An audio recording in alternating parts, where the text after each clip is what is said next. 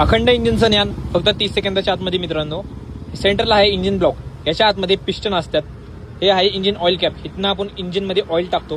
हे आहे engine dipstick, इंजिनच्या ऑइलची quality आपण इथून चेक करतो. इकडे उजवीकडे हे आहे बॅटरी, इंजिन स्टार्ट करायचं काम ही बॅटरी करत असते, तुम्हाला तर माहिती आहे, सांगायची गरज नाही. नंतर खाली आहे एअर फिल्टर, ह्याच्या आतमध्ये एअर फिल्टर असतो बक्स्यामध्ये. हे आहे फ्यूज बॉक्स, इंजिनचा ब्रेन म्हणू शकता तुम्ही. नंतर हे दोन कोपऱ्यात आहेत ॲप्रॉन, याच्या खाली शॉक ऑब्झर सस्पेन्शन असतात गाडीचे. नंतर इकडे डावीकडे हे आहे ब्रेक फ्लुइड टँक, इथनं आपण ब्रेक फ्लुइड टाकतो. शक्यतो जास्त गरज लागत नाही कधी खोलायची. खाली तसंच आहे वॉटर फ्युल टँक, इथं खाली वॉटर फ्युल असतं, टँक असतो इथं, आणि त्याची कॅप इथं वर.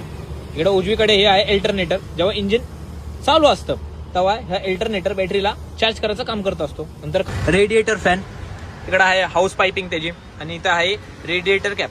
म्हणजे या तिघांचं काम काय असतं, कूलंट फिरवणं इंजिनच्या हाऊसिंगमध्ये, आणि ते थंड करणं, परत फिरवणं, थंड करणं, परत फिरवणं. तर मित्रांनो, ही होती अखंड इंजिनची बेसिक माहिती पार्ट्सची. पुढच्या एखाद्या रीलमध्ये आपण तुम्हाला एखाद्या प्रीमियम गाडीचं इंजिन ब्रेकडाऊन करून सांगणार आहोत. तर आपलं पेज मराठी कार नॉलेजला त्यासाठी तुम्ही नक्की फॉलो करा.